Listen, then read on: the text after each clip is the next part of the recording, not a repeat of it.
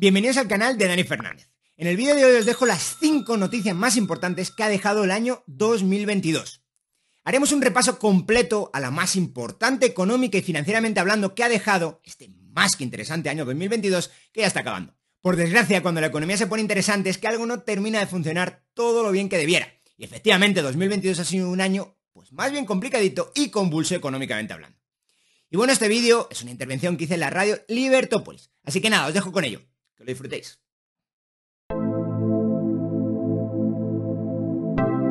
¿Cuál es ese número 5 del top 5 que tenemos? Bueno, yo no lo había preparado, el top 5 de que había pasado, pero un poco, casi, quizás excepto el último, lo había preparado así un poco como desde inicios desde inicio de 2022 hasta hoy. Perfecto. No necesariamente es el último por importancia, pero sí es el primero que apareció, que es la crisis energética y la guerra de Ucrania.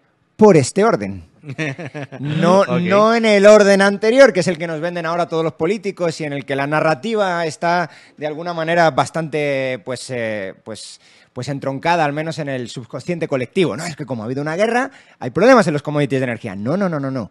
Había problemas en los commodities de energía, en general en los mercados energéticos, también en el submercado eléctrico, pero en el mercado de energía mundial, y después cayó sobre mojado la guerra de Ucrania, pero no es la guerra el origen del problema. Entonces, ¿qué teníamos? Teníamos ya una crisis energética fraguándose en cualquier caso. Ya teníamos precio del carbón a niveles no vistos nunca, al menos en términos nominales. En términos reales tendría que ver si en los años 70, 80 se puso peor, pero desde luego en términos nominales nunca se puso tan feo. El precio del gas también. Sí. El precio del gas un desastre antes de la guerra. Luego con la guerra se pone muchísimo peor, especialmente en Europa, que es ya cuando se rompe el mercado. Se rompe el mercado del gas en varios submercados, porque además transportar carbón no es tan complicado, transportar petróleo es bastante complicado, transportar gas es muy complicado. Entonces los mercados han tendido a romperse. El mercado del carbón menos, es un mercado más mundial, porque es fácil transportarlo, como digo, y otros mercados no. Vale, ¿qué estaba pasando? ¿Por qué ocurre una crisis energética? Bueno, ocurre por varias cosas. La primera es porque hay políticas desnortadas energéticas en todo el mundo, gracias a nuestros amigos los ecologistas. Han movido completamente, sobre todo en el mundo desarrollado, han movido el debate y han movido el mix energético y han movido las políticas energéticas, y durante mucho tiempo muchas veces se reían de la gente que decíamos, aquí va a haber problemas, estáis haciendo barbaridades, va a haber problemas. ¿Y sabes qué pasa? Que a veces los sistemas no entran en problemas. Esto es algo que comenta mucho, por ejemplo, Taleb. Los sistemas se van haciendo frágiles. Claro. Paulatinamente frágiles. ¿Qué significa frágiles? Bueno, pues que cualquier cosa se los lleva por delante. Los sistemas eléctricos se han ido haciendo paulatinamente frágiles gracias a nuestros amigos los ecologistas, y cuando ha llegado algo que tensiona ese mercado, el mercado no ha podido responder, se ha roto. Claro, y ese es un resultado no intencionado de las buenas intenciones, llamémosles así, de los ecologistas. Cada vez creo que tienen peores intenciones. O sea, hace poco estábamos hablando disminuir la población mundial y cosas de eso. Es cierto. Pero supongo que es porque la naturaleza es buena. O sea, en su mente hay algo bueno detrás, en su mente. Pero el resultado de lo que ellos proponen, incluso políticas de crecimiento cero, eso es hambre. Claro, y si lees a Matt Ridley, él habla que el ecologismo es la primera filosofía antihumanista que ha habido en más de 1000 años, ¿no? Somos un virus para el planeta, eso es Matrix o algo así, sí. O sea, ¿Y qué impacto tuvo esta crisis energética en Europa y cómo vino a agravar la guerra esa situación? Bueno, el impacto de la crisis ha sido gravísimo. Sobre todo se puede notar ahora, todavía no sabemos, porque sí han hecho un poquito los deberes y están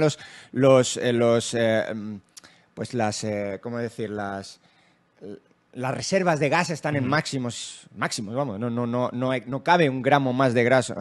Los barcos están esperando para entregar. Los barcos, es carísimo transportar gas, pero no por transportarlo, sino porque los barcos están llenos, están en puertos, son como una especie de unidades de almacenamiento de energía de emergencia, porque no hay otra forma de almacenamiento de esa energía. Entonces, puede que venga un invierno duro, de hecho parece que va a venir un invierno duro y hay que calentarse. Y después se agravó con la guerra en Ucrania y la sobredependencia de países como Alemania al Quiero gas decir que ruso, ¿no? eso no sabemos todavía hasta qué punto va a llegar, pero desde luego donde ya se ha impactado mucho es en el precio de la energía eléctrica. ¿Por qué? Porque, y aquí es donde vienen las barbaridades que han hecho los ecologistas, hay muchísima producción de energía con gas. Y tú dices, ¿y por qué hay tanta producción de energía con gas? Bueno, pues porque se han puesto a instalar como locos solar y eólica. La solar y eólica, pues resulta que no produce energía cuando a ti te da la gana, sino que la produce de forma intermitente y estocástica. Es decir, tú no, pues el sol, pues mira qué bonito está hoy el día en Guatemala, pero es que no todos los días están así de bonito. Y cuando está menos bonito, pues hay menos radiación, y si hay menos radiación, hay menos energía. Y si hay menos energía y a ti te gusta encender la tele cuando llegas a casa de trabajar, pues alguien te tiene que proporcionar energía. ¿Cuál es la forma de proporcionarte energía? Por algunos detalles técnicos que quizá no vienen al caso ahora, es si tú quieres producir energía de forma muy rápida, cuando hay un pico de demanda, tiene que ser con gas. Y si es con otra, es un desastre. Si, por ejemplo, lo haces con carbón, tarda mucho tiempo en calentarse, tarda mucho tiempo en producir energía.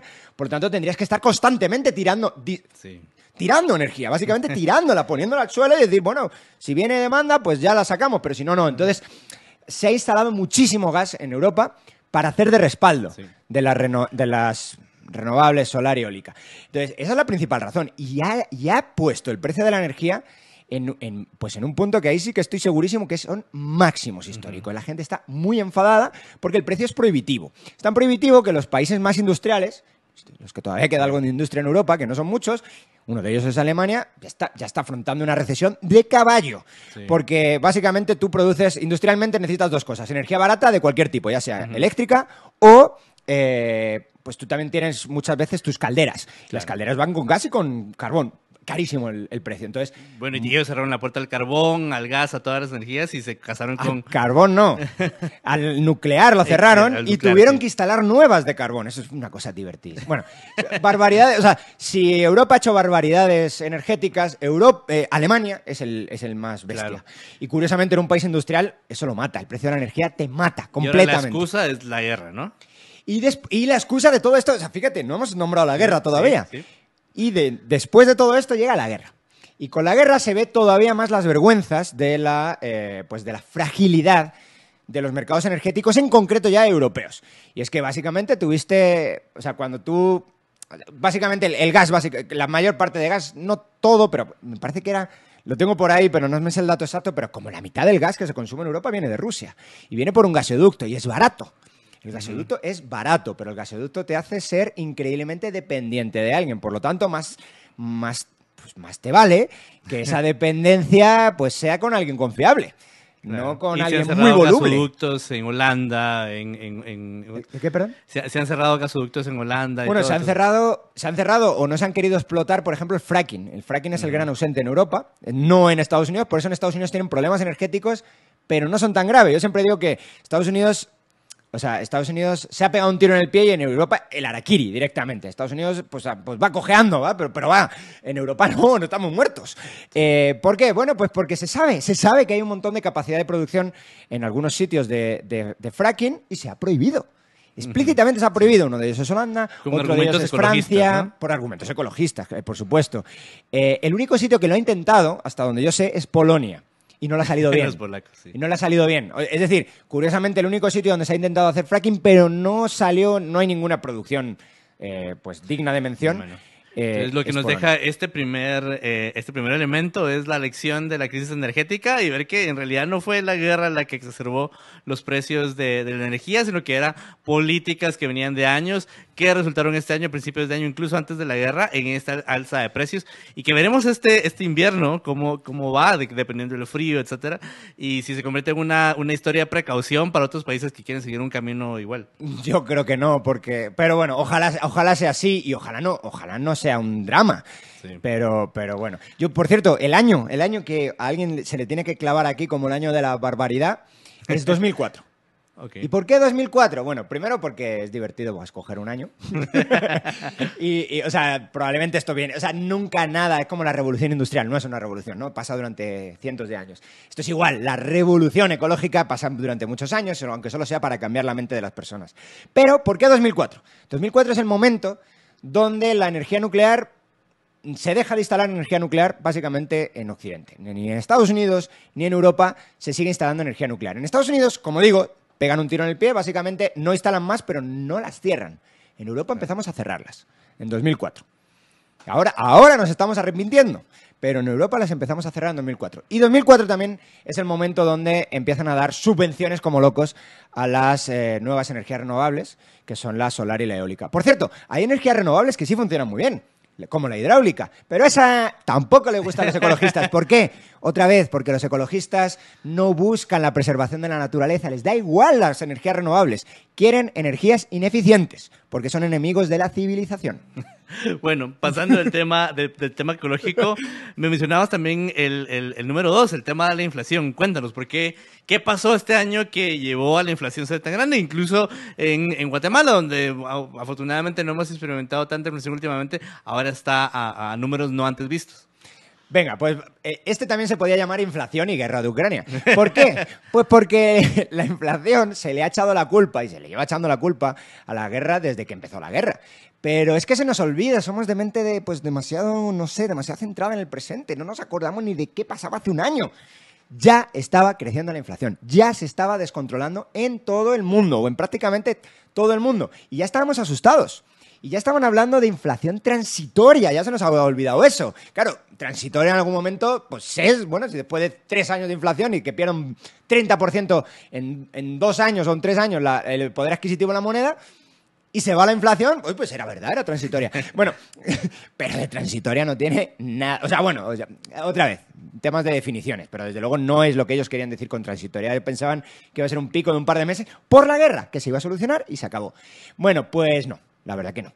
La verdad que viene de antes y la guerra hace que caiga sobre mojado. Y curiosamente a la gente le sigue echando la culpa de la inflación a la guerra, a pesar de que prácticamente todas las commodities que durante algún momento sí estuvieron muy tensionadas, que producía Rusia, o Rusia en general, Rusia, Ucrania y Bielorrusia, que son los 3 países de alguna manera en el ajo de lo de la guerra, porque por ejemplo fertilizantes también es muy importante, Bielorrusia, o acero, Ucrania, bueno, pero ya, o trigo también, ¿no? Ucrania, todas esas ya están a un precio por debajo del inicio de la guerra. Ya están, llevan muchos meses, o varios meses a un precio por debajo de la guerra. Y sin embargo, pues ahí seguimos teniendo una inflación demasiado persistente, que está empezando ahora, está empezando a dar algo de tregua, pero que de algo de tregua la gente dice, bueno, bajó la inflación del 10 al 7. Oye, espérate, eso no es que... ¿Se creen que bajan los precios? No. Los precios están subiendo a un ritmo menor que sigue siendo increíblemente alto. Bueno, ¿y por qué pasa esto? Bueno, pues esto pasa... Esto es otra vez un shock fortísimo que hubo con el COVID y barbaridades que hicieron, sobre todo la política. De sobreemisión, ¿no? Sobreemisión es parte, pero la política de regalarle a todo el mundo dinero. Que en claro. Europa no te metieron dinero en la cuenta corriente, pero se lo metieron a tu empresa para que tu empresa te siguiera pagando para que tú no fueras a trabajar. Es decir... es lo mismo. O los fondos europeos, ¿no? Los fondos europeos de emergencia que se gastaron. Bueno, con esos hay un jaleo, una historia todavía más interesante. Pero bueno, sí, básicamente, ¿qué es lo que hicieron? Una expansión fiscal como no ha habido nunca. La de 2009, que fue una barbaridad, que no la había habido desde los años 30, no se queda corta en comparación con las barbaridades que hicieron. ¿Y cómo pudieron hacer esa barbaridad? Es decir, ¿cómo puede gastar el gobierno tanto? La pregunta es, o sea, ¿de dónde saca el dinero? Pues la respuesta es que sacó el dinero básicamente de llamar a la puerta de tu banco central y decirle, oye, mira, que voy a gastar de más, entonces emito deuda y la deuda la vas a comprar tú. Y eso, los que nos gustan los temas monetarios, sabemos que puede generar inflación. Hay 2 grandes teorías que te lo pueden explicar. La teoría cuantitativa del dinero, incrementó mucho la cantidad de dinero, yo creo que esa es la menos potente para explicarlo, pero es probablemente la que mejor entiende la gente, pero es la menos potente realmente. Y luego hay una teoría cualitativa del dinero, que es básicamente sobre qué qué soporta, cuál es el respaldo de la nueva emisión de dinero. El respaldo es la deuda del Estado. Y las deudas de los Estados tienen problemas graves. No estamos en el 2007-2008, donde una expansión fiscal más o menos se ve bien porque los Estados están poco endeudados, la mayoría de Estados están poco endeudados. Hasta el COVID llevábamos más de una década de barbaridades fiscales. Barbaridades, donde daba igual a qué ritmo se creciera la economía, porque hay gente que te dice, los keynesianos, bueno, si la economía está caliente, lo que tiene que hacer el Estado es ahorrar. Ahí ya no se acuerdan de los keynesianos. Yo no estoy a favor de los keynesianos, pero bueno, por lo menos si lo vas a utilizar, utilízalos o sea, utiliza lo que ellos dicen, porque ellos también se quejan, ¿no? Es que esto no es keynesianismo, y tienen razón. Pero ahorro fiscal, nunca. Entonces, llegamos a la crisis del COVID con unas cuentas públicas hechas unos zorros, hechas un desastre. Y después, ¿qué pasa? Pues otra expansión fiscal. ¿Qué pasa con el precio, básicamente, de toda la deuda pública hoy en día? Vamos, 2022, un annus horribilis. O sea, el peor año para la renta fija, pues desde que yo recuerde. Probablemente el peor año desde los años 70. ¿Y por qué pasa eso? Bueno, pues pasa porque no hay confianza ya en que se pueda devolver esa deuda si no es mediante inflación. Bueno, Dani, qué interesante la historia de la inflación y que después del corte vamos a hablar cómo ha impactado también Guatemala, que hay que ver es la inflación de Guatemala. Pero bueno, nos vamos ahora al corte y regresamos con este programa especial que es el top 5 de los eventos más importantes que tuvo el 2022 en el área de economía. Muy bien.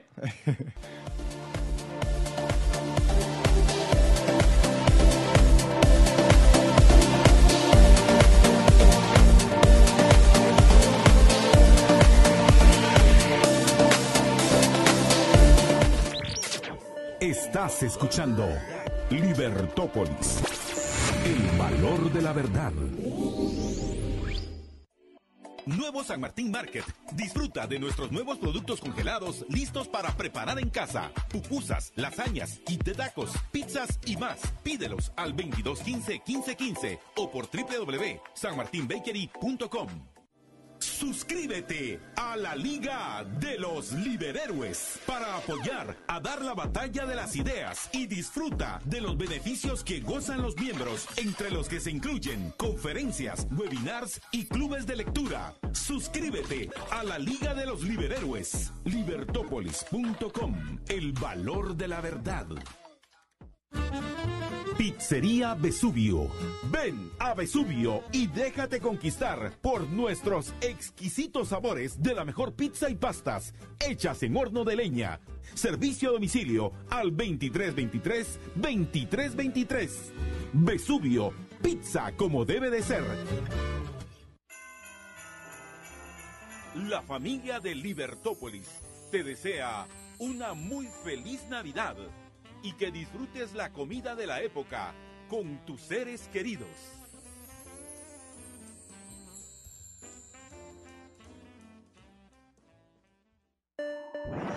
Sigue en sintonía de Libertópolis. El valor de la verdad. Libertópolis. El valor de la verdad.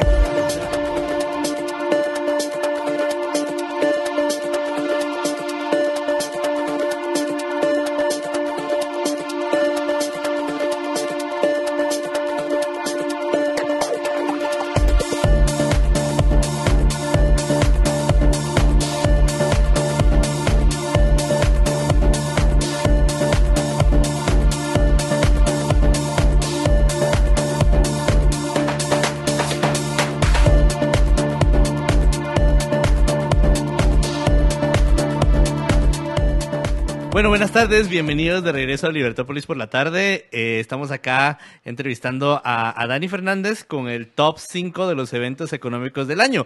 Una forma de celebrar este fin de año que ha dejado tantas noticias y tantos eventos. Y por cierto, si aún no tienen planes para este año nuevo, Real Intercontinental Guatemala tiene planeada la mejor fiesta de año nuevo en la ciudad, con la temática Last Night Las Vegas.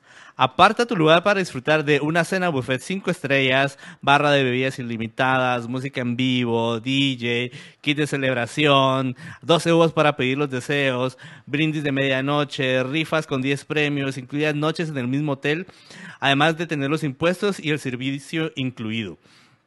Esto va a tener lugar a las 7:30 p.m., por supuesto, la noche de fin de año, y el precio de buffet de adulto es de 1,135 y el de buffet de niños 165 quetzales. Para más información, comuníquense al WhatsApp 5105-3859. Bueno, Dani, nosotros seguimos celebrando el fin de 2022 con este recuento a lo que ha pasado. Y antes del corte estábamos hablando del tema de inflación, o sea, tema de inflación alrededor del mundo, porque no fue un tema solo de Guatemala, solo de Estados Unidos, solo de Europa, sino que fue un tema mundial. Y te decía que al regresar quería que comentáramos un poquito qué pasó en Guatemala, así rápidamente. ¿Por qué Guatemala, un país que ha sido afortunadamente conservador en temas de inflación, para la región en la que estamos, qué pasó este año? ¿Por qué llegó? ¿A qué cifra vamos ahorita? ¿El 8%? 9. Oh, my Dios. Entonces, ¿qué pasó? ¿Qué pasó? ¿Fue solo nos sumamos a la ola? ¿Qué realmente pasó en Guatemala? Bueno, nos sumamos a la ola, efectivamente. Dime qué hizo diferente el gobierno de Guatemala que hicieran otros gobiernos. Yo, cuando estaban haciendo todas esas barbaridades, dije, bueno, es el momento de simplemente no haciendo barbaridades macroeconómicas, mejoramos mucho en relación al resto del mundo que están haciendo barbaridades macroeconómicas. Es decir, nos cuesta brillar, somos un país subdesarrollado y cuesta, por ejemplo, atraer talento, atraer capital. Entonces, es el momento de, si no haces barbaridades, ya no hay que hacer, ya no hay que cambiar la estructura económica. No, que eso cuesta y es duro y hay inercias institucionales y todo eso. No hagas burradas. Bueno, pues da igual, se hicieron las burradas. Pasaron en el Congreso una ley especial para que el Banguat comprara, para que el Banco Central de Guatemala comprara un montón de deuda del Estado. El Estado emitió deuda como no había, los déficits fiscales como no ha habido en años. Lo único que nos está salvando de las barbaridades del gobierno es su incapacidad para gastar. Tienen en caja una cantidad de dinero brutal porque no saben en qué gastarla. Y no tienen capacidad de gastarla. Es decir, un poco como Pedro Castillo. ¿Qué te ha salvado en Perú de tener otra dictadura pues narcocomunista? Que es un inútil. Pues aquí el gobierno de Guatemala nos ha salvado no porque no quisiera gastar, sino porque no puede. Nos ha salvado su inutilidad, gracias a Dios. Entonces, eso no significa que no se hayan hecho barbaridades y que esas barbaridades no hayan tenido un impacto también en una política fiscal increíblemente expansiva y una acomodación de ese exceso de gasto público en el Banco Central. Y en el sector bancario privado también. Entonces, bueno, pues eso, ¿qué ha pasado? Pues lo mismo que lo que está pasando en todo el mundo. Claro. Sube los tipos de interés y estamos con el agua al cuello. Y empezamos a estar con el agua al cuello y los intereses nos empiezan a comer cada vez una parte más importante del presupuesto nacional. Y esto, bueno, es un problema de Guatemala, sí, es un problema en general del mundo. Pero nosotros nos podríamos haber destacado intentando no ser más bestias que el resto del mundo. Por eso, al final, tampoco somos Turquía. No tenemos una inflación del 80, el 90, el 100%. Claro, pero no hay tenemos que compararse con del el peor. 10, del 9, pues vinculados a nuestra área económica, haciendo las mismas, que es Estados Unidos, haciendo las mismas barbaridades que Estados Unidos. Claro, porque la casa del vecino se esté quemando no significa que me tengo que... Dale, quémala mía, si estamos todos igual de mal. Bueno, y hablando de casas que han quemado, bueno, este año vimos una crisis, tal cual, la del Reino Unido. ¿Qué pasó ahí? ¿Por qué hubo un desplome financiero en el Reino Unido? Bueno, pues ese es nuestro tercer o cuarto punto. No sé si nos hemos saltado por ahí uno, pero básicamente, ¿qué han tenido que hacer, sobre todo en este 2022? Han tardado muy tarde los bancos centrales para luchar contra la inflación.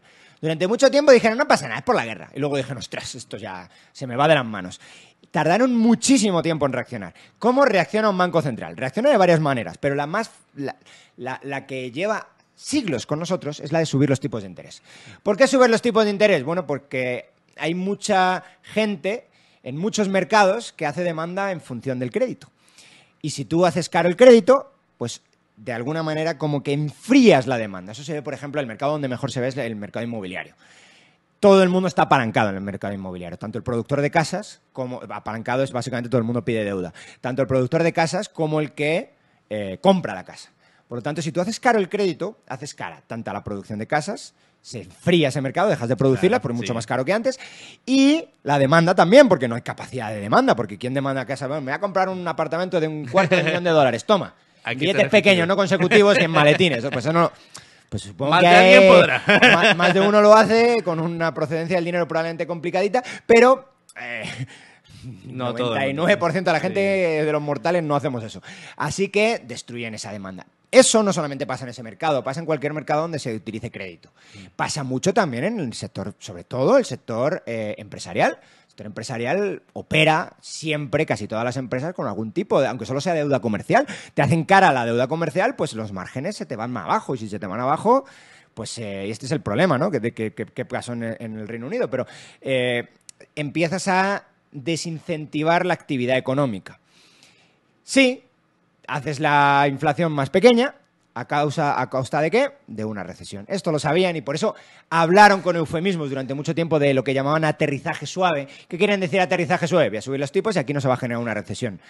Estados Unidos, está complicado eso, pero hay gente, entre los cuales yo me cuento, que cree que entró en recesión, porque la definición de recesión es una definición relativamente arbitraria, con la que no todo el mundo está de acuerdo, pero con la que estaba el 99% de la gente de acuerdo el año pasado y este ya no. Entonces, está bien, critiquemos eso, pero no la critiquemos con un motivo político, que es lo que está haciendo todo el mundo ahora, ¿no? Es que no quiero que Estados Unidos entre en recesión porque están los demócratas y los demócratas son buenos, son ecologistas también. Entonces... son buena gente. Son buena gente, tienen buenas intenciones, ya me importa un bledo. O sea, entonces... entiendo la crítica si entró Estados Unidos en recesión o no, pero bueno, yo creo que sí. En cualquier caso, 2023 va a ser un año muy complicado. Todo el mundo está anticipando ya que, por ejemplo, Alemania entra en recesión, que la eurozona no va a crecer prácticamente nada, que Estados Unidos va a tener también muchos problemas y China también. Es decir, se va a parar la economía mundial. ¿Por qué se va a parar? Porque los tipos de interés son muy altos. ¿Por qué los tipos de interés altos paran el crecimiento? Bueno, pues porque las empresas, sus márgenes de beneficio se les van al suelo. ¿Por qué se les van al suelo? Bueno, pues básicamente porque parte de su demanda se esfuma y porque sus costes son más altos. Entonces, aunque solo sea por temas financieros, por los dos lados, ¡pum!, o sea, te suben costes. Eso es una recesión de libro. Bueno, ¿qué más provocan los tipos de interés altos? Provocan tensiones financieras por todos lados de la economía. Tensiones financieras. ¿Por dónde salen las tensiones financieras? Esto es lo divertido quizás de ser economista. No lo sabemos. Yo pensé que tenías una bola mágica que podías ver No lo sabemos, no lo sabe nadie. Es decir, tienes que tener dos pies en un mercado para saber... y los macroeconomistas no tienen ningún pie en ningún mercado, para saber si la tensión que se está acumulando ahí es definitiva o no. Entonces, ¿por dónde sale la presión financiera? Lo que sabemos es que subidas de tipos matan a gente muy apalancada. Entonces, tenemos que mirar en los sitios donde la gente se apalanca más. Donde siempre miramos es al sector inmobiliario. El sector inmobiliario que está cayendo en todas partes del mundo a plomo. Entonces, ahí lo vemos, claro. Pero ahí todavía no se ha resquebrajado el sistema. Yo creo que lo va a hacer en cualquier caso, pero todavía, o sea, se están vendiendo menos vivienda y todo eso, pero todavía estamos muy lejos de una situación 2008, ¿no? O parece, ya sabes. Hablamos en un par de meses a ver cómo está la cosa. Pero lo que sí se ha resquebrajado ya son los fondos de pensiones en Reino Unido.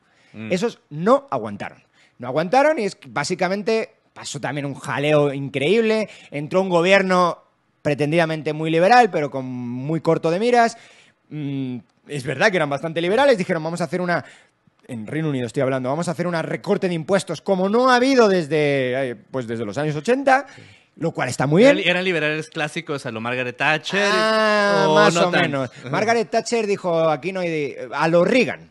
A lo Reagan. Porque Reagan sí hizo los recortes de impuestos sin hacer los recortes de gastos, o no mucho. Pero claro, Reagan tiene el dólar detrás. Claro, ¿cómo se llamaba el mini budget? El mini budget, el inglés que era un... ya. No sé, no me acuerdo. Pero, ¿quién tiene detrás? O sea, ¿qué puede hacer Reino Unido? Tiene la libra esterlina. La libra esterlina era muy importante hace un siglo y medio.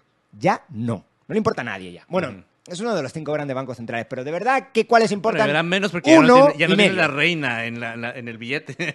Sí, bueno, y todavía tienen eso de en los billetes de pone... el Banco de Inglaterra pagará al portador 20 libras, sí, por ejemplo. No. Ya, pero ¿qué pagará el portador? Nada. Dani, y bueno, aquí para avanzar con los temas, en este ambiente de tanta incertidumbre, ya hablamos de crisis en el Reino Unido, ya hablamos del alza... Pero no me has dejado terminar la crisis en el Reino Unido, la deja a medias. Dale, termina. O sea, ¿por qué pasa el jaleo? Bueno, pues lo que ocurre es que esas bajadas de impuestos iban acompañadas de aumentos de gasto. No te voy a decir ni siquiera que no baje el gasto, de aumento de gasto. De un programa de gasto público pues, expansivo, si lo quieres ver así.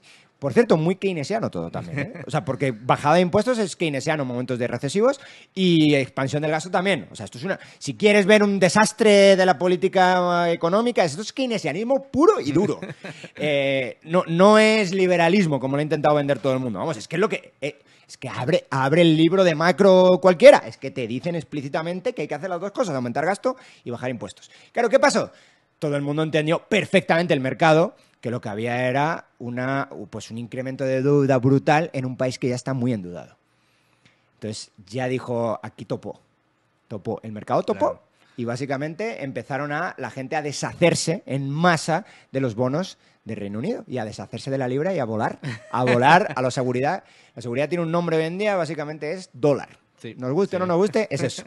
Entonces, eso generó un problemón brutal y el Banco de Inglaterra básicamente tuvo que dar vuelta a la política monetaria restrictiva que ya estaba haciendo, como todos los bancos centrales, y decir, no, ahora voy a apoyar este mercado porque los los fondos de pensiones...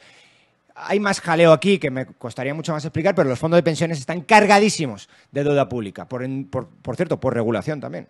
No pueden no estar cargados de deuda pública. Entonces, básicamente, iban a quebrar. Se iban a quedar los pensionistas británicos sin un centavo. ¿Ahora qué va a pasar? Pues lo que pasa siempre, socialización de pérdidas. ¿Quién se va a quedar sin un centavo?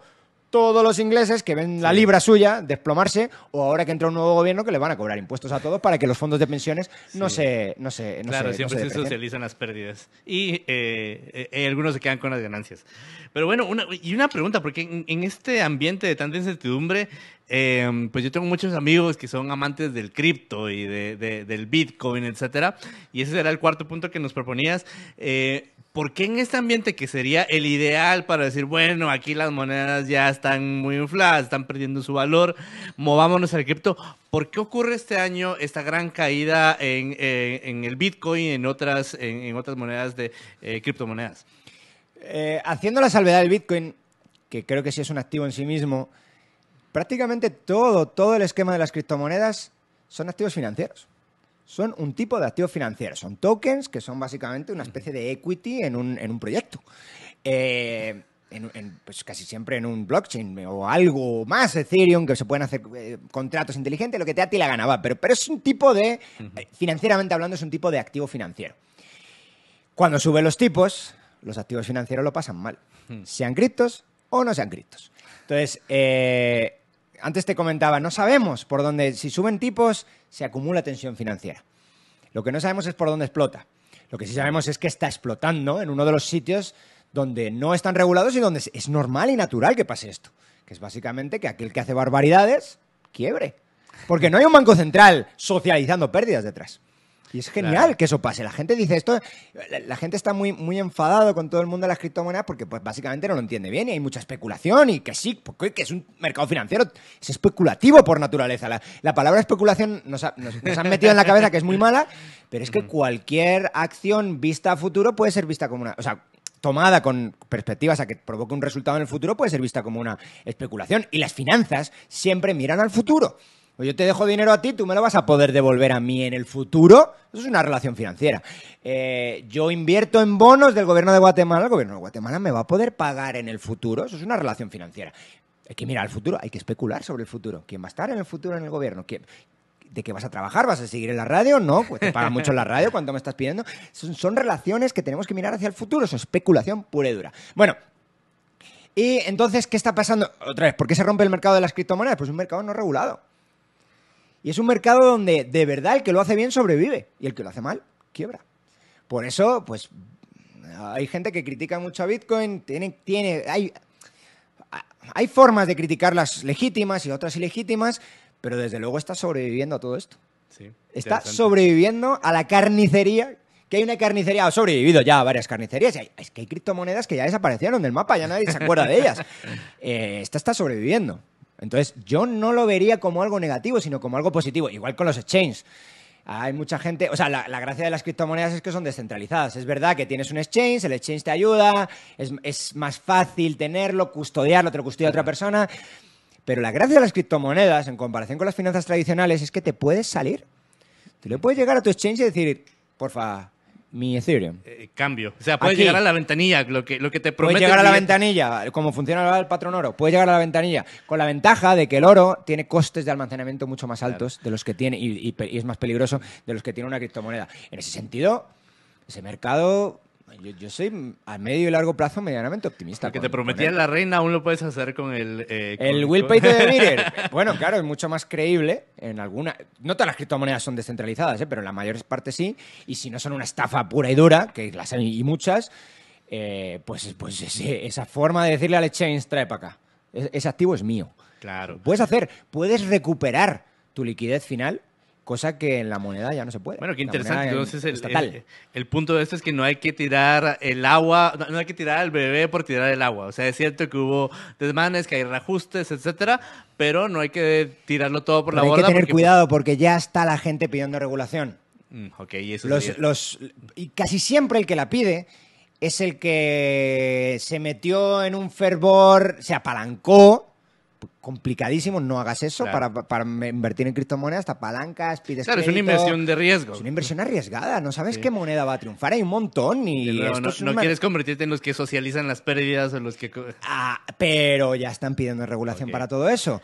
Este tipo que acaban al Sam Bankman-Fried lo van a meter de por vida en la cárcel, menos mal, porque es un estafador puro y duro, pero además bastante explícito. Han tardado 2 meses en meterlo a la cárcel. A la Madoff tardaron 2 días. Entonces, porque haya joyeros malos no significa que el oro no sirve.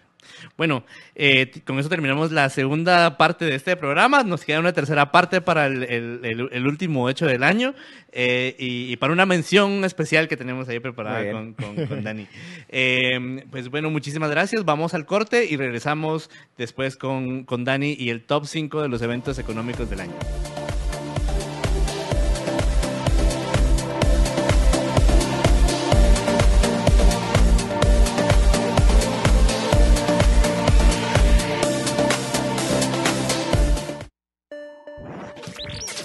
Estás escuchando Libertópolis, el valor de la verdad. Nuevo San Martín Market. Disfruta de nuestros nuevos productos congelados listos para preparar en casa. Pupusas, lasañas, kit de tacos, pizzas y más. Pídelos al 2215-1515 o por www.sanmartinbakery.com. Suscríbete a la Liga de los Liberhéroes para apoyar a dar la batalla de las ideas y disfruta de los beneficios que gozan los miembros, entre los que se incluyen conferencias, webinars y clubes de lectura. Suscríbete a la Liga de los Liberhéroes. Libertópolis.com. El valor de la verdad. Lunes, martes, sábado, todos los días sonreír. Un gran día puedes tener con buena energía, buena salud y buena actitud. Con actitud de ganador, tengo un gran día, sí señor. Con actitud de amistad, tendrás un gran día de verdad. El sabor y la energía que te dan los cereales Gran Día te harán ver la vida con alegría y con la actitud de Cereales Gran Día. Sigue en sintonía de Libertópolis. El valor de la verdad. Libertópolis. El valor de la verdad.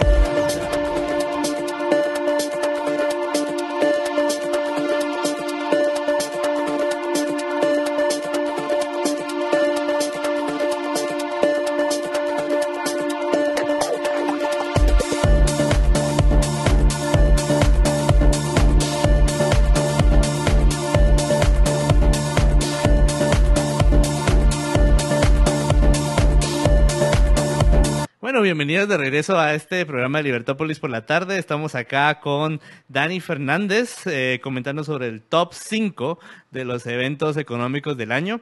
Y recuerden que nos pueden encontrar en Libertópolis en todas las redes sociales, ya sea Facebook, YouTube, Twitter, Instagram, TikTok, Twitch, Spotify. Estamos en todas las redes sociales. Síguenos y no te pierdas el contenido que estaremos compartiendo en cada red social. Y bueno, estamos aquí con Dani, ya hemos hablado de varios temas que han sido de impacto este año. Comenzamos hablando de la crisis energética y guerra en Ucrania, pasamos hablando sobre la inflación descontrolada en todo el mundo y también sus efectos y sus causas en Guatemala y la oportunidad perdida para resaltar ahí y no ser de los del montón. Hablamos también del desplome financiero del Reino Unido, las causas, y también el desplome financiero de las criptomonedas y cómo no hay que tirar al bebé por tirar el agua, que aún hay mucha promesa en el Bitcoin, etcétera. Entonces, ahora vamos a la sección final, que es los últimos dos eventos, que uno es una mención honorífica, que yo sé que a Dani le ha interesado y lo ha seguido bastante, ha sido de estos en los que le ha funcionado la bola de cristal, y el otro es un evento muy importante potencialmente para el futuro y para el 2023, y ambos suceden en Asia. Y bueno, Dani, vamos a Asia. La mención honorífica, ¿cuál es? Sí, bueno, como quería hablar de 6 y solo me has dejado hablar de 5, pues lo llamamos 5 y meto una mención honorífica, ¿veis? Y siguen siendo 5. Sí, bueno, es mención honorífica porque tiene menos potencial desestabilizador de la economía mundial, que es pues lo que pasó en Sri Lanka. Sri Lanka es un país muy pequeñito, está ahí, es una isla que está a tiro de piedra casi de India, en el sur de India, y es un país que era muy prometedor. Era una de las joyas de la corona. O sea, era uno de los países que empezaba a crecer muy fuerte y que tenía pues muy buena perspectiva, igual que la propia India, por cierto. Pero por una cierto, nueva mucho más capital desarrollado que estaban India. construyendo, ¿no? ¿Perdón? Una nueva capital. Sí, o sea, también es verdad que había ahí un tema con los Rajapaksa, estos que son básicamente unos autoritarios de mucho cuidado y bueno, había ahí jaleo que no veas. Pero bueno, en cualquier caso ganaron unas elecciones que se suponen limpias, así que en cualquier caso ahí en el tema político yo no soy especialista, así que me lo salto, ¿vale? Pero ¿qué hicieron? Bueno, pues hicieron una cosa que era, pues, no sé, tú decías la bola de cristal, no hace falta tener una bola de cristal, hicieron una barbaridad. Primero pusieron a los tecnócratas, por cierto, tecnócratas que se llamaban a sí mismos tecnócratas espirituales. Fíjate tú qué cosa. Esto es cosa de la. Fíjate si llega a los países, pues a países no necesariamente occidentales, llegan las tonterías y las ñoñerías de los países occidentales. ¿Qué es esto de tecnócrata? Pues un tecnócrata es puro materialismo. O sea, yo qué quiero. Bueno, luego podrás ir a misa, lo que te dé la gana, pero vamos, un tecnócrata. ¿Qué tiene que ver el espiritualismo? Y bueno, pues ya está. Tecnócrata espiritualista, blanco-negro, a lo mismo, en la misma frase. Bueno, estos tipos, estos ñoños, básicamente empezaron a decir, en contra de prácticamente todo el mundo en el propio país y fuera del país, estaban diciendo que la agricultura ecológica funcionaba. Que la agricultura ecológica podría ser tan o más productiva que la agricultura llamada tradicional. ¿Qué es la agricultura ecológica? Por cierto, la agricultura ecológica es básicamente quitarte pesticidas o usar pesticidas naturales y abono. El abono, si es abono, tiene que ser natural. Solo lo que llamarías claro, popó de vaca. Vale. Sí. Pero ningún abono... El estiércol. Estiércol, eso. Ningún abono artificial. Es decir, te quitas cualquier químico de ahí. ¿Vale? Es un poco la idea. Suena muy bonito. Suena muy bonito para alguien que tiene un huerto urbano en mitad de Nueva York. Pero como el huerto urbano de Nueva York no alimenta al mundo... Claro. O Sí. sea que esta gente que probablemente fue a una universidad en Nueva York, estos tecnócratas espirituales, pues y se iban a regar sus tomates ahí al huerto urbano de Nueva York... $10.000 el tomate costaría probablemente, porque al precio del suelo en Nueva York, pero bueno... Sí. De seguro compraban en Whole Foods. Sí, o algo así, sí. Y se fueron y dijeron, esto lo vamos a implementar. Tenemos estudios científicos. No tenían nada, básicamente. Evidentemente no tenían nada. Creo que nunca leyeron de la Revolución Verde ni de cómo los fertilizantes hicieron posible la expansión No leyeron, exponencial de la no leyeron población. nada. Y de hecho, la principal gente dentro del país o sea, la gente de las facultades de agricultura estaban diciendo, estos tipos nos van a matar de hambre. Sí. Y ahí fue cuando... Para sostener a la población, el nitrógeno, el abono es importantísimo, ¿no? Bueno, es que no hay duda ninguna de cómo... Es verdad que son rendimientos decrecientes, pero si tú utilizas abono sintético o materiales químicos, incrementa la producción. De hecho, No hay más tutía. Es verdad que incrementa un ritmo decreciente. Es decir, si tú metes más abono, no duplicas la cantidad de fertilizante artificial, no duplicas la cantidad de producción, pero se incrementa. O sea, sí tiene rendimientos positivos decrecientes, que llamarían los economistas, ¿no? Bueno, ¿y qué efectos tuvo esto en la sociedad de Lo Sri que se Lanka? esperaba, prohibieron esto, ¿y qué pasó? Pues lo que pasó era lo que tenía que pasar, y además pasó en 6 meses, que se cayó la producción de arroz un 40%, un 30 y tantos por ciento. Se cayó la producción de té, que es muy... con el té no comes, pero el té era una fuente de de entrada de exportaciones. exportación y de entrada de divisas con la que comprabas otros commodities agrícolas. Entonces, té y arroz producen alguna cosa más, pero vamos, con que se les caiga la producción de arroz están muertos. Y pues evidentemente se les generó un problemón brutal en un país que además tenía poca capacidad, ya muy endeudado con China, que tenía poca capacidad de incrementar el endeudamiento, básicamente quebraron, dijeron que ya no vamos a pagar nada más y pues empezó a haber hambre en las calles. Lo que cualquier persona en su sano juicio, por cierto, esto pasó en 6 meses. ¿Por qué? Porque 6 meses se recogen 2 cosechas de arroz al año. Pues, ¿cuándo pasó esto? Cuando se recogió la primera cosecha de arroz, cataclac, al suelo la producción. Claro, y me recuerdo ver tus videos y conversar contigo y tú lo dijiste antes, bueno, estos no aguantan más de 2 cosechas. Es que, sí, no, bueno, en la primera se les fue todo. Y eso que todavía tenían la suerte de tener algún stock de... O sea, si hubieran seguido la política... No se le hubiera caído un 30% de la producción. Y se hubiera llega caído un mucho momento en más. que ya no hay comida en el plato y sales a la calle porque tienes Claro, que... y básicamente, vamos, porque Claro. no los agarraron a Bueno, los Rajapaksas, salieron, pero entraron en el Palacio Presidencial y lo destruyeron. Y salieron, vamos, ya no sé tampoco los detalles, pero vamos, salieron como 1 hora antes de allí, ahora están exiliados, no sé si en China o en India, no sé. Bueno, pero vamos. es otro ejemplo de cómo el camino al infierno está pavimentado buenas intenciones. Suena muy bonito, pero No si no son buenas sabes, intenciones, si no pero vale. sabes de la historia o de ciencia básica, pues Bueno, terminas con resultados digamos que hay catastróficos. ecologistas ignorantes, que debe haber un montón, y ecologistas malvados. Casi siempre los que toman las políticas, yo casi siempre creo que son malvados. Bueno, y seguimos el continente asiático regresamos a nuestro top 5 de eventos, y ese pasa en China. Cuéntanos, Dani, ¿qué pasó en China este año? Bueno, en China ha pasado de todo. De hecho ha pasado de todo.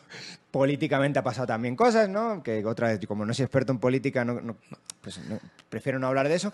Pero desde luego lo que está pasando es un desplome del mercado inmobiliario bastante duro.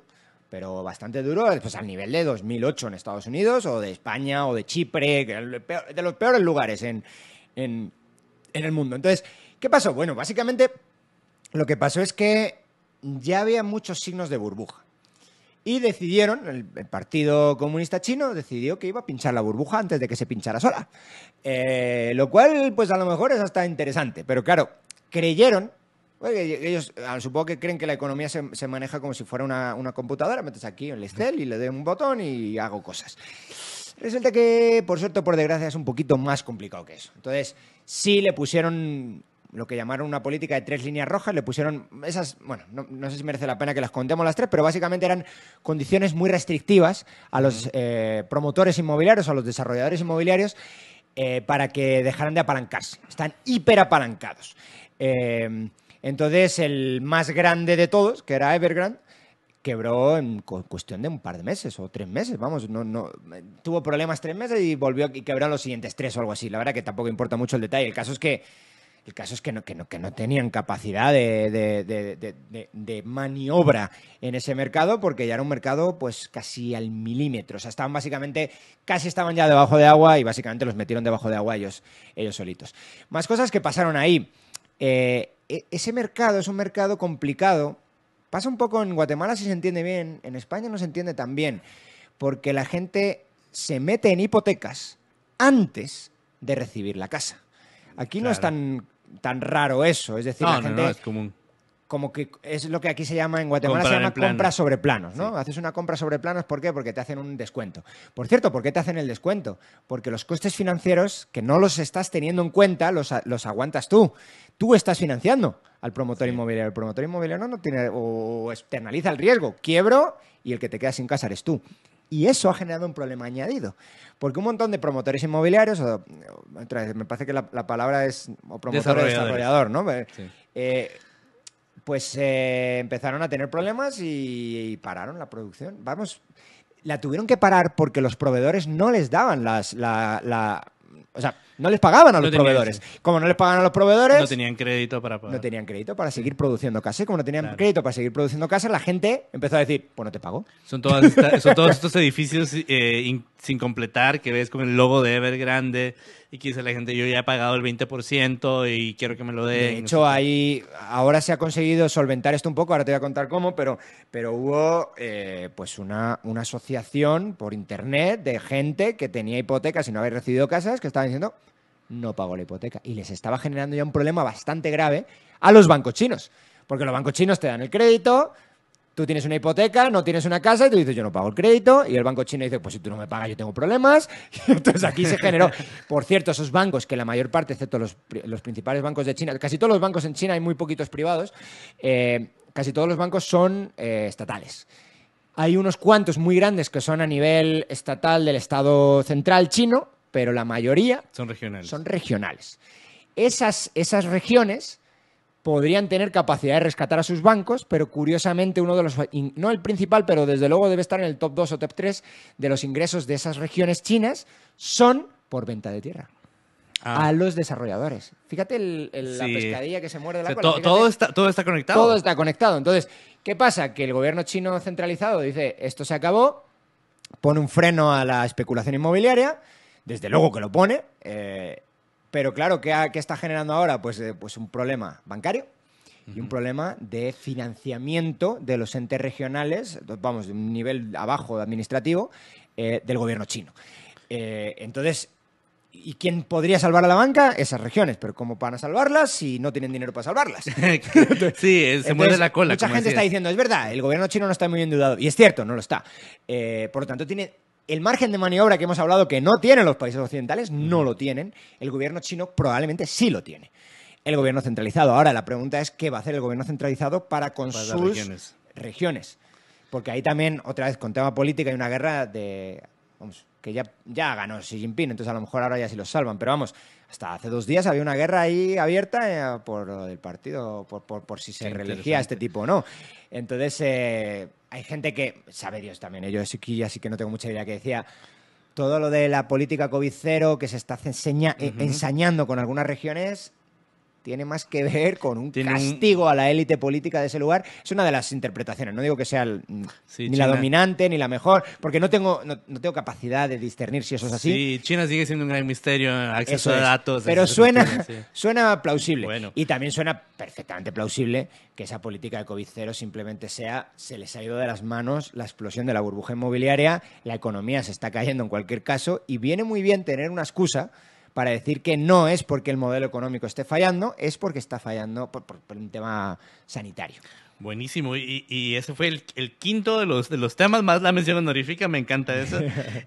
Repasando los temas, y gracias Dani por cada una de las explicaciones, fue el primero, la crisis energética y guerra en Ucrania, la inflación descontrolada que hemos vivido todos en el mundo, el desplome financiero de las criptomonedas, la crisis económica en el Reino Unido, la mención honorífica que fue el suicidio ecologista de Sri Lanka y el desplome del mercado inmobiliario en China. Pues temas muy importantes, nos dejó este año un gran... Es que ha estado divertido. Es Sí, un ha año estado divertido. económicamente, ojalá nos fuera... Ya sabes que la economía es contracíclica. Se pone divertida y la gente quiere estudiar mucha economía para entenderla cuando las cosas van mal. Si va Bueno, bien, y por cierto, si quieren estudiar más de estos temas, más de economía, yo soy un fan del canal de YouTube de Dani, ahí lo pueden buscar como Dani Fernández, pero busquen como Dani Fernández... canal de economía. Canal de economía, porque si no van a encontrar a alguien que está cantando ahí, no sé si Y rancheras yo no o algo. yo no canto. Dani solo cuenta economía, no canto. En el futuro va a cantar. Bueno, Dani, y cuéntanos ya para cerrar en el último minuto, ¿qué nos espera en el 2023? No con tu bola de cristal, pero tú ¿qué le ves? ¿Qué temas te va a gustar ver? Y dinos así rápido, ¿qué temas tenemos que estar viendo para el próximo año? Recesión. Ese es el tema. La subida de tipos está causando estragos en la economía y lo que yo esperaría es una recesión. Claro, se está acumulando la tensión, no sabemos dónde va a explotar. Si supiéramos, ahorita estaríamos invirtiendo y nos haríamos millonarios. Pero bueno, hay que tener en cuenta que hay vientos de recesión. Sí, yo diría que hay 2 posibilidades. Una, que seamos años 70, a mí me gusta explicar siempre esto en estos términos, que volvamos a los años 70, que es básicamente cuando veamos que viene lo que ha hecho el Banco de Inglaterra, que ya hemos comentado, ¿no? Se asustan los bancos centrales y dan vuelta a la política de restricción fuerte que están haciendo ahora, por fin. Si eso pasa, es posible que la inflación se quede con nosotros más tiempo del que debiera, años 70. Bueno. Y que la recesión sea unas recesiones cortas, salgas, vuelvas a entrar, lo que llaman los economistas una recesión en W. Entrada y salida constante de la recesión. La otra opción es que, sobre todo la Fed, es que aquí el que importa es la Fed, el resto van a remolque. Ya nos vamos. Es que la Fed se mantenga firme. Y así viene recesión, ¿qué le vamos a hacer? Bueno, hay que pasar por esto. Eso es Reagan-Volcker. Un año más en que el futuro del mundo está en manos de unos señores ahí en la Fed. Y bueno, hasta aquí llega el vídeo de hoy. Si te ha gustado, déjame like y suscríbete al canal. Y dale a la campanita. Si quieres seguir apoyando la continuidad del canal, te dejo en la descripción mi cuenta de Patreon. Nos vemos en el próximo vídeo.